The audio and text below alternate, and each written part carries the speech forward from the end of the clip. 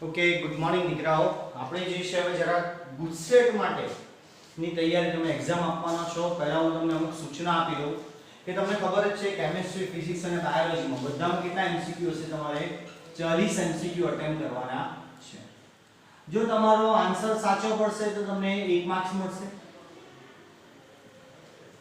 અને જો તમારો આન્સર ખોટો પડશે તો તમને 0.25 નેગેટિવ માર્કિંગ થશે. એટલે ધારો કે તમારા બાયોલોજીમાં 40 એમસીક્યુ છે, એમાંથી 30 એમસીક્યુ તમારા સાચા પડે, 8 એમસીક્યુ તમારા ખોટા પડે અને 2 એમસીક્યુ તમે અટેમ્પ્ટ કરતા નથી. તો માર્ક્સ કેટલા આવશે? અને 30 માર્ક્સ. 8 એટલે 4 ખોટા પડે એટલે -1 થાય, 8 ખોટા પડે એટલે -2 અને આનું તો કઈ લેવા દેવા જ નથી, તમે અટેમ્પ્ટ જ નથી કર્યા એટલે 30 માંથી 2 જશે -2 એટલે કે 28 માર્ક્સ તમારા આવશે. તો મારી ખાસ તમને સૂચના કે એમસીક્યુ અટેમ્પ્ટ કેવી રીતે કરવા, જે તમને ખબર જ છે અટેમ્પ્ટ કરો. ઘણા એમસીક્યુ માં તમને એવું લાગે 50-50 કે A અથવા B બેમાંથી એક આન્સર છે, તો ત્યાં તમારે જોખમ લેવું કે A અથવા B માંથી જો તમને એવું લાગે કે A અથવા B માંથી જ આન્સર છે 100% તો પછી તમારે A અથવા B માંથી એક આન્સર ટીક કરવો, એમાં જોખમ લઈ શકાય. પણ જે એમસીક્યુ માં તમને એવું લાગે કે કંઈ પણ ખબર નથી તો ત્યાં જોખમ લેવું નહીં અને અટેમ્પ્ટ કરવો નહીં, કારણ કે નેગેટિવ માર્કિંગ છે એટલા માટે. ઓકે, તો ટોટલ 120 માર્ક્સની તમારી એક્ઝામ હશે કેમેસ્ટ્રી, ફિઝિક્સ અને બાયોલોજી. તો હવે આપણે જે છે થોડું સમરી રીતે ચેપ્ટર જોવાના છીએ, જે ઇમ્પોર્ટન્ટ મુદ્દાની ચર્ચા કરીશ. જેમ કે પહેલું ચેપ્ટર સજીવોમાં પ્રજનન.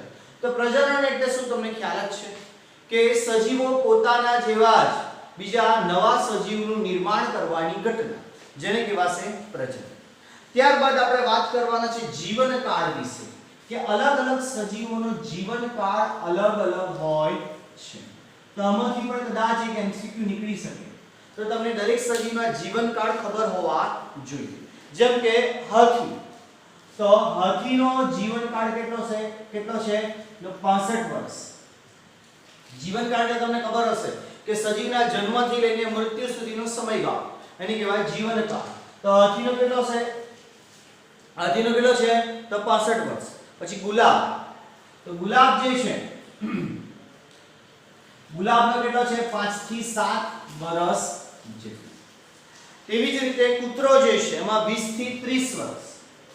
તો કૂતરાનો જીવનકાળ જે છે 20 થી 30 વર્ષ. હવે એમાં એવું છે કે ઘણી બધી અલગ અલગ સ્પીસીસ આવે કૂતરાની, અલગ અલગ જાત આવે, તો અલગ અલગ જાતની અંદર જીવનકાળ અલગ અલગ, એટલે 20 થી 30 વર્ષ. પતંગિયું જે છે, તો પતંગિયું જે છે 1 થી 2 અઠવાડિયા જેટલા એનો જીવનકાળ. તેવી જ રીતે કાગડો, તો કાગડો જે છે 15 વર્ષ.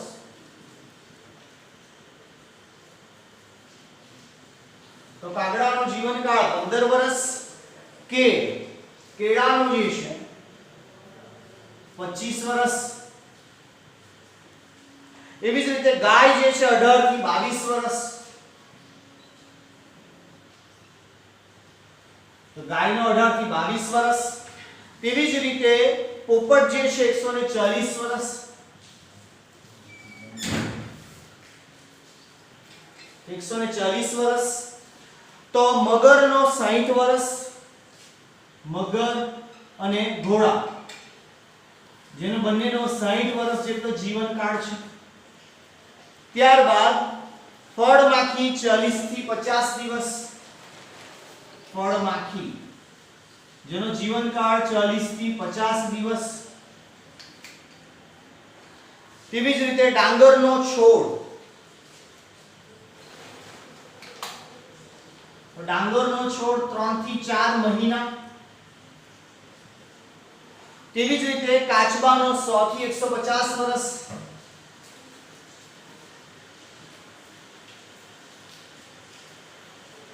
અને ત્યારબાદ છેલ્લે વડનું વૃક્ષ, તો વડ કે જેનો જીવનકાળ 200 થી 500 વર્ષ જેટલો હોય. આ ઉપરાંત 1000 વર્ષ કરતા વધારે પણ હોઈ શકે. તો આટલા જે જીવનકાળ તમને આપેલા છે, કદાચ બની શકે એમાંથી એક એમસીક્યુ આવી શકે. એટલે તમારે જીવનકાળ યાદ રાખવાનો છે. યાદ રાખવા માટે એક વસ્તુ કરવું કે જે વર્ષમાં જેનો જીવનકાળ છે એને અલગ કરી મૂકો અને દિવસોમાં છે અને અલગ કરી મૂકો, જેથી કરીને તમને યાદ રાખવામાં સરળતા રહેશે. અને બીજું અહીં કે જે તે સજીવના કદ સાથેના જીવનકાળને કોઈ લેવા દેવા નથી. જેમ કે આંબાનું વૃક્ષ 50 થી 60 વર્ષ જીવે, જ્યારે પીપળો તો પીપળાનું જીવનકાળ જે છે 2000 થી 3000 વર્ષ પણ હોઈ શકે. ભલે બંનેની કદમાં ઘણી બધી સમાનતા આપણને જોવા મળે છે. એટલે અહીં જે છે સજીવના કદને તેના જીવનકાળ સાથે કોઈ લેવા દેવા નથી. તો તમને ખાસ યાદ રાખવા જેવું છે, એક તો તમારે યાદ રાખવાનું પોપટનો જીવનકાળ 140 વર્ષ છે અને કાગડાનો જે છે ખાલી 15 વર્ષ છે. તે જે છે કાસ અને બીજું હાથીનો 65 વર્ષનું જીવનકાળ. આ જે છે તમારે આંકડાકીય માહિતી અમુક યાદ રાખવી જે તમને પૂછી શકાય. ત્યારબાદ હવે આપણે જે વાત કરવાના છે પ્રજનનની વાત કરવાના છે. તો જુદા જુદા સજીવોમાં અલગ અલગ રીતે આપણને પ્રજનનની પ્રક્રિયા જોવા મળે. તો પ્રજનન જે છે એના મુખ્યત્વે બે પ્રકાર છે. પ્રજનન જેના મુખ્યત્વે બે પ્રકાર છે. પહેલો પ્રકાર જે છે અલિંગી પ્રજનન. એક તો અલિંગી પ્રજનન અને બીજો પ્રકાર જે છે લિંગી પ્રજનન. તો અલિંગી પ્રજનન જેમાં શું કહેવાય, એક જ સજીવમાંથી સીધે સીધું પોતાના જેવા જ દેખાતા નવા સજીવનું નિર્માણ થાય એને કહેવાય અલિંગી પ્રજનન. એટલે એક જ પિતૃ તેની અંદર સંકળાયેલ હોય છે. એક જ પિતૃમાંથી સીધે સીધું નવા સજીવનું નિર્માણ થાય તેને કહેવાય અલિંગી પ્રજનન. જ્યારે લિંગી પ્રજનન કે જેની અંદર બે અલગ અલગ સજીવો જે પોતપોતાના નર અને માદા જન્યુનું દાન કરી ફલનની પ્રક્રિયા થાય અને ફલન બાદ નવા સજીવનું નિર્માણ થાય. તો ખાસ ધ્યાનમાં રાખવા જેવી બાબત અલિંગી પ્રજનનની અંદર જે નવો નિર્માણ પામેલ સજીવ એ પિતૃ સજીવનો કેવો હોય, ક્લોન હોય, એટલે એને સમાન જ આઇડેન્ટિકલ હોય છે. જ્યારે લિંગી પ્રજનન કરાવી ક્લોન સજીવ નિર્માણ પામી શકતો નથી. અહીંથી પણ એક એમસીક્યુ નીકળી શકે કે કઈ પ્રજનનની પદ્ધતિની અંદર નવી નિર્માણ પામેલી પેઢી પિતૃ પેઢીની ક્લોન હોય એને 100% મળતી આવે તો અલિંગી પ્રજનન દ્વારા.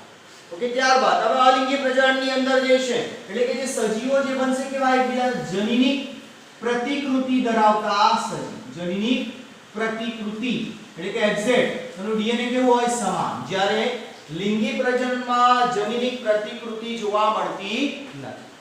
ત્યારબાદ આપણે વાત કરીએ અલિંગી પ્રજનનના અલગ અલગ પ્રકાર. તો પહેલો પ્રકાર જે છે ભાજન. હવે ભાજનની અંદર પણ પાછા બે પેટા પ્રકાર પડે. કયા બે પેટા પ્રકાર પડે? એક તો દ્વિભાજન. દ્વિભાજન અને બહુભાજન.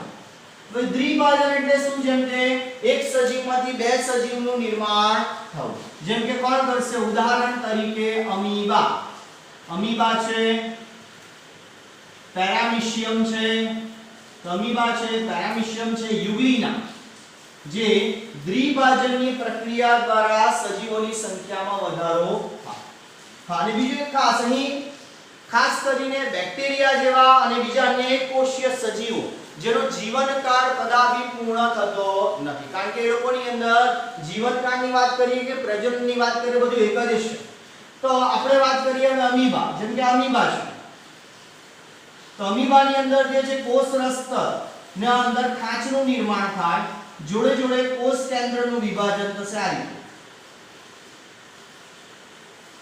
અને ત્યારબાદ એક અમીબામાંથી બે બાળ અમીબાનું નિર્માણ થાય.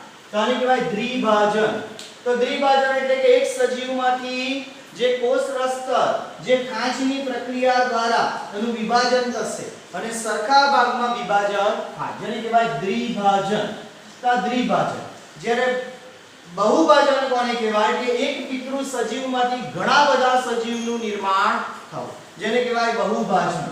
જેના ઉદાહરણ પણ કયા છે? જેમ કે અમીબા અને પ્લાઝ્મોડિયમ. તો અમીબા અને પ્લાઝ્મોડિયમ જે બહુભાજનની પ્રક્રિયા દ્વારા નવા સજીવનું નિર્માણ કરે. અહીંયા શું થશે કે અમીબા જે છે પ્રતિકૂળ પરિસ્થિતિમાં અમીબા જે છે અમીબા જે પ્રતિકૂળ પરિસ્થિતિમાં ખોટા પગનું નિર્માણ કરે જેને કે સ્યુડોપોડિયા ખોટો પગ આ ખોટા પગની મદદથી અને આ કોષ રસતરની આસપાસ કવચમય રચનાનું નિર્માણ થશે. તો એ કવચમય રચનાનું નિર્માણ કરવું એને કહેવાશે કોષ્ઠન. એને કહેવાય કોષ્ઠન.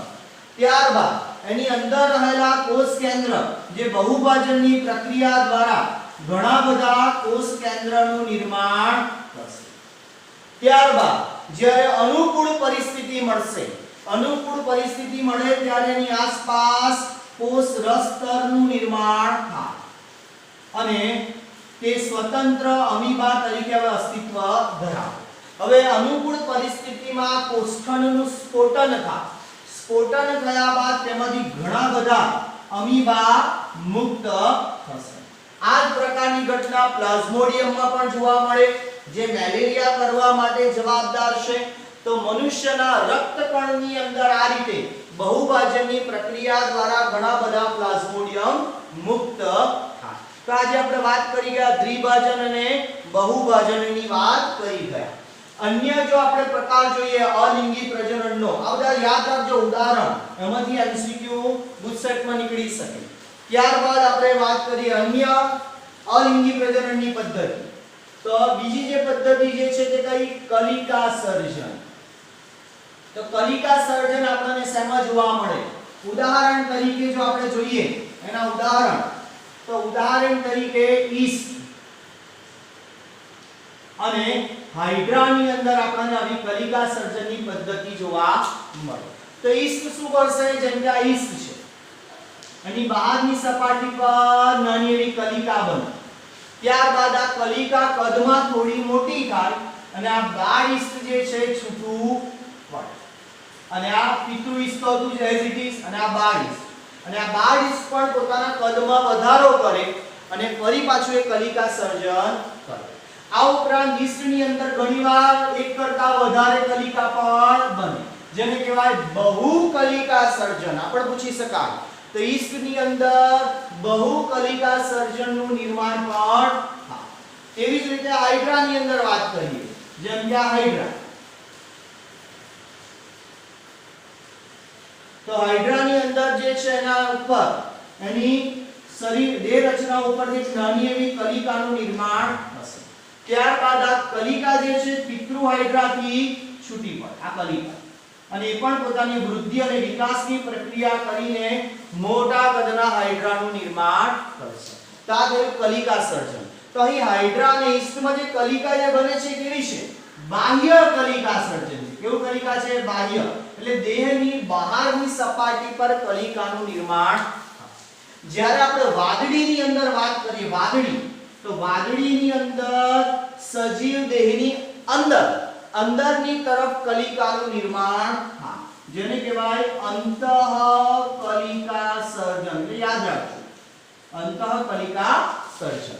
તો વાદળીની અંદર આપણને આ રીતે અંતઃકલિકા સર્જન થયેલું જોવા મળે. ત્યારબાદ જે છે આગળ આપણે વાત કરીએ અલિંગી પ્રજનનની અંદર. તો આપણે શરૂઆત જે કરી છે અલિંગી પ્રજનન, ભાજન જોઈ ગયા, કલિકા સર્જન જોઈ ગયા આપણે.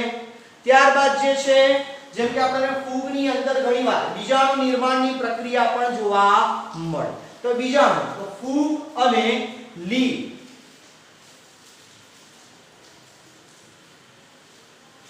અને લીલની અંદર અલિંગી પ્રજનન જે બીજાણુ નિર્માણ દ્વારા થાય છે. તે બીજાણુ નિર્માણ દ્વારા અલિંગી પ્રજનન થાય. કયા પ્રકારના બીજાણુ બને? જેમ કે ચલ બીજાણુ. ચલ બીજાણુ એટલે કેવા? બીજાણુ ચલિત હોય, જેની અંદર કસાની રચના આવેલી હોય. જેમ કે લીલમાં આપણે જોઈએ એક કોષીય લીલ ક્લેમિડોમોનાસ કે જે ચલિત બીજાણુ ધરાવે છે, કે જે ચલિત બીજાણુ ધરાવે. એવી રીતના ફૂગમાં પણ આપણને ચલિત બીજાણુ જોવા મળે. ત્યારબાદ જે છે અન્ય બીજાણુની વાત કરીએ તો કણી બીજાણુ. તો કણી બીજાણુ જે છે આપણને ફૂગની ઉપર ખાસ કરીને જોવા મળે. એ કણી બીજાણુઓ જે ફૂગની અંદર, જેમ કે પેનિસિલિયમ જે હોય, જેમ કે પેનિસિલિયમની રચના જો આપણે ડ્રો કરીએ તો આ પ્રકારની રચના હોય, ઘણા બધા આ રીતના કોષો હોય, અને ત્યારબાદ એની ઉપર ફ્રુટિંગ બોડીની રચના જોવા મળે આ રીતે. ત્યારબાદ એના ઉપર આ રીતે બધા બીજાણુ હોય. તો તો આ બીજાણુઓ જે છે એને કેવા છે? કણી બીજાણુ. અને આ બીજાણુ કોઈ અન્ય ખોરાકના ઘટક પર જાય અને એમાંથી ફરી પાછી આવી નવી ફૂગનું નિર્માણ થશે. તો અલિંગી પ્રજનન ચલ બીજાણુ દ્વારા, કણી બીજાણુ દ્વારા, એ વાત કરી ગયા.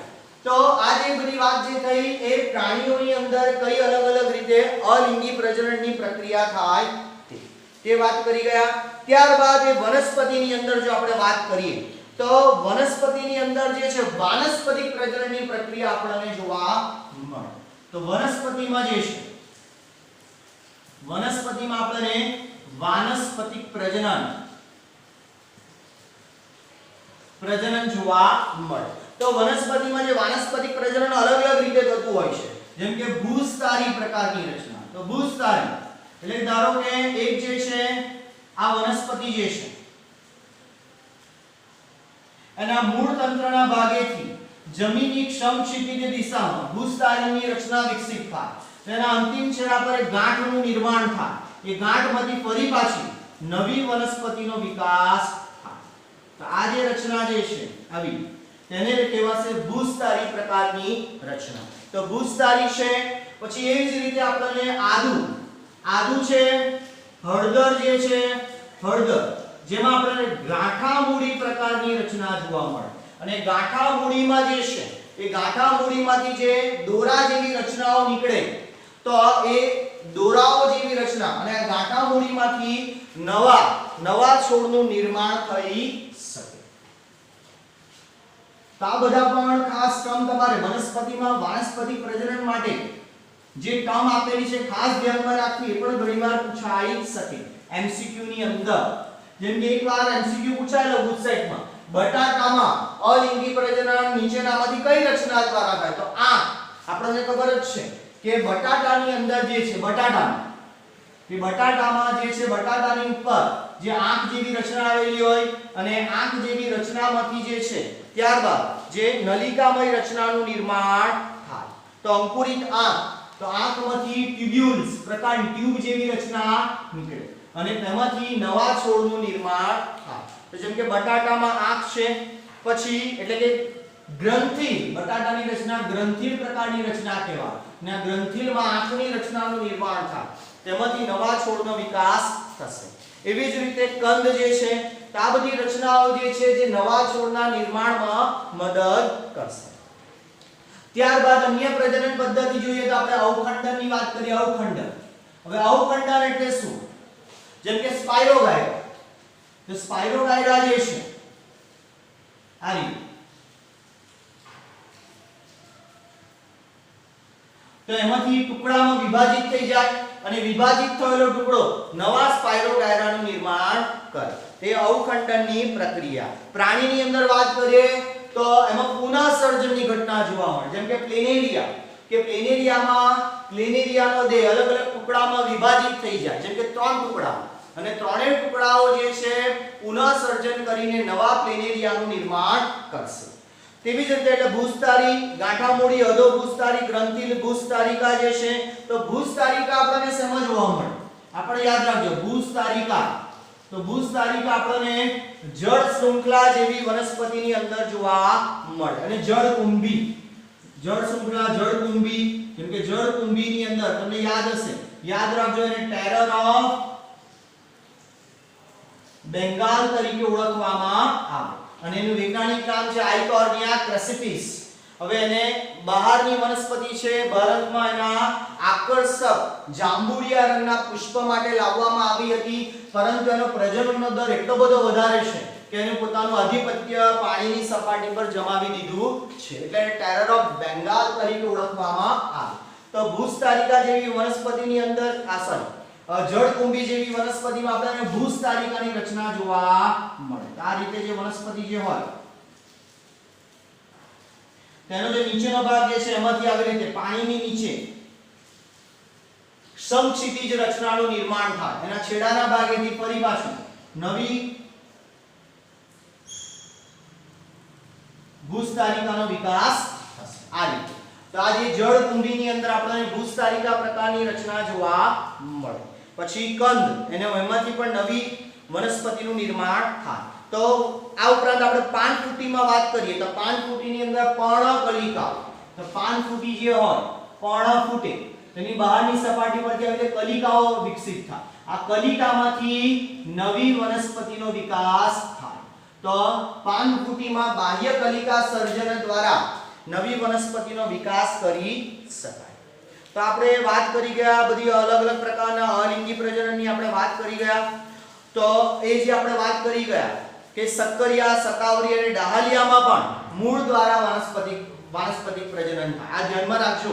સક્કરિયા, શતાવરી અને ડાહલિયામાં મૂળ દ્વારા વાનસ્પતિક પ્રજનન થાય છે. ત્યારબાદ હવે આપણે આગળ વાત કરીએ તો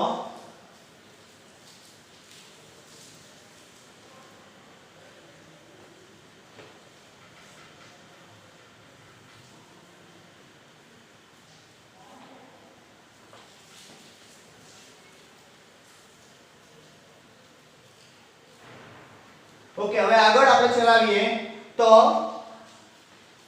હા પણ પાનફૂટીમાં આપણે જોઈ ગયા. ત્યારબાદ પ્રકલિકાઓ દ્વારા, તો પ્રકલિકાઓ દ્વારા પણ વાનસ્પતિક પ્રજનન થાય.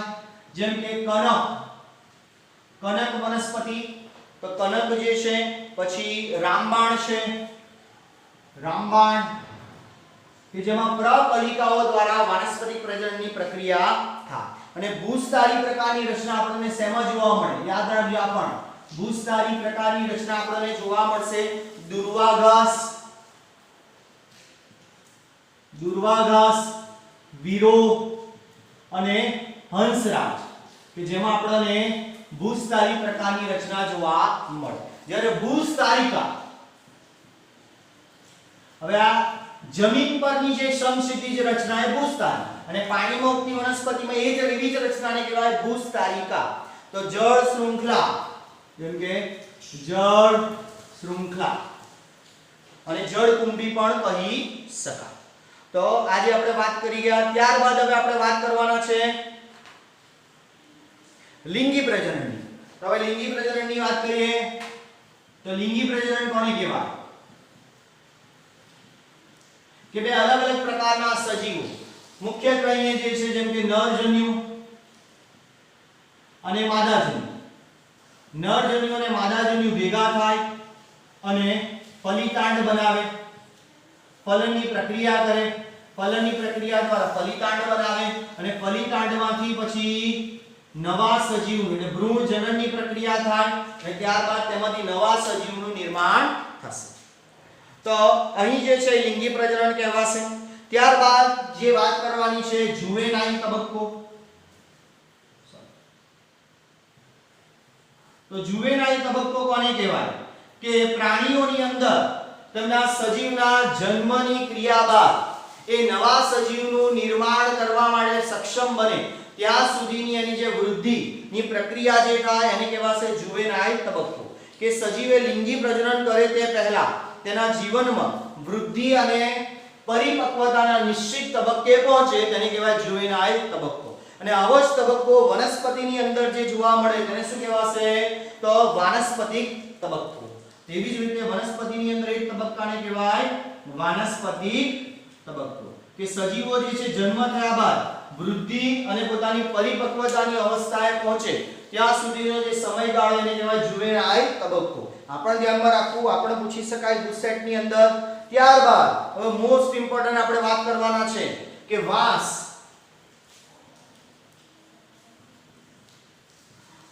જે છે પોતાના સમગ્ર જીવનકાળ દરમિયાન એક જ વખત પુષ્પ સર્જન કરે, એક જ વખત પુષ્પનું સર્જન કરે. અંદાજિત પોતાના જીવનકાળના 50 થી 100 વર્ષના સમયગાળા બાદ એ એક જ વખત પુષ્પ સર્જન કરે અને ઘણી મોટી સંખ્યામાં પુષ્પ અને ફળનું સર્જન કરે. એટલા માટે હંમેશા વાંસ આપણને સમૂહમાં જોવા મળે. ત્યારબાદ જે છે અન્ય ઉદાહરણ જે છે નીલકુરંજી, જે તમને બોર્ડમાં પણ પૂછાયું હતું એમસીક્યુ માં, યાદ રાખજો. નીલકુરંજી, સ્ટ્રોબિલાન્થસ કુન્થિયાના. તો સ્ટ્રોબિલાન્થસ કુન્થિયાના એટલે કે નીલકુરંજી કે જે દર 12 વર્ષે 12 વર્ષે એ પુષ્પ સર્જન કરે છે, જેના ગાર્ડન આપણે દક્ષિણ ભારતમાં તમિલનાડુ, કર્ણાટક ને એ બાજુ જોવા મળે છે. ત્યારબાદ વાત કરીએ ઋતુકીય ઋતુચક્ર. તો ઋતુકીય ઋતુચક્ર એની અંદર જો વાત કરીએ તો માસિક ધર્મની ક્રિયા જે છે કે ગાય, ઘેટા, ઉંદર, હરણ. તો ગાય છે, ઘેટા છે, ઉંદર છે, હરણ છે, વાઘ છે, એ બધાની અંદર પણ આપણે ઋતુકીય ઋતુચક્ર જોવા મળે. પણ આ પ્રકારના સસ્તનમાં જોવા મળતો જે ચક્રીય ઋતુકીય ફેરફાર જેને કહેવાય ઋતુકીય ઋતુચક્ર. પણ આ લોકોની અંદર ઋતુકીય ઋતુચક્ર દર 28 દિવસે દર મહિને નહીં પણ દર 4 થી 6 મહિને તેઓ એક વખત ઋતુચક્રની ક્રિયામાંથી પસાર થતા હોય છે. ઓકે, તો સાનુકૂલિત ઋતુ દરમિયાન પ્રજનનની દ્રષ્ટિએ તે સક્રિય હોય તે ઋતુચક્ર જોવા મળે તેમને ઋતુકીય સંવર્ધકો કહે છે. તો સાનુકૂલિત આ બધા જે સજીવો છે મુખ્યત્વે સાનુકૂલિત ઋતુ દરમિયાન તેઓ પ્રજનન કરવા માટે સક્રિય હોય તો તેને કહેવાશે ઋતુકીય સંવર્ધકો. હવે જો આપણે વાત કરીએ વાંદરા, એપ અને મનુષ્ય કે જેમની અંદર દર 28 દિવસે દર 1 મહિનાની અંદર એ લોકો માસિક ચક્રની પ્રક્રિયામાંથી પસાર થતા એટલે એના માટે છે માસિક ઋતુચક્ર. માસિક એટલે દર મહિને તેઓ ઋતુચક્રની પ્રક્રિયામાંથી પસાર થાય. જ્યારે ઋતુકીય ઋતુચક્ર એટલે દર 4-6 મહિને એટલે ઋતુમાં આખા સીઝન દરમિયાન એકાદ વખત જ આખા એક ઋતુ દરમિયાન એક જ વખત ઋતુચક્રની પ્રક્રિયામાંથી માસિક ચક્રની પ્રક્રિયામાંથી પસાર થાય એટલે એને કહેવાય ઋતુકીય ઋતુચક્ર. તો સતત સંવર્ધકો તો મોટે ભાગના બધા સસ્તનો જે સમગ્ર સમયગાળા દરમિયાન થ્રુ આઉટ ધી સીઝન આખી સીઝન જ એ પ્રજનન કરવા માટે સક્ષમ હોય તેને કહેવાય સતત સંવર્ધકો તરીકે તેને ઓળખવામાં આવે છે. ત્યારબાદ હવે આપણે જોવાના છે લિંગી પ્રજનનની અંદર થતી ઘટનાઓ. તો લિંગી પ્રજનનની અંદર મુખ્ય 3 ઘટનાઓ થાય: પૂર્વફલનની ઘટનાઓ, ફલનની ઘટનાઓ અને પશ્વફલનની ઘટનાઓ. તો પૂર્વફલન, ફલન અને પશ્વફલનની ઘટનાઓ આપણને જોવા મળે. તો એ હવે આપણે જોવાના છીએ.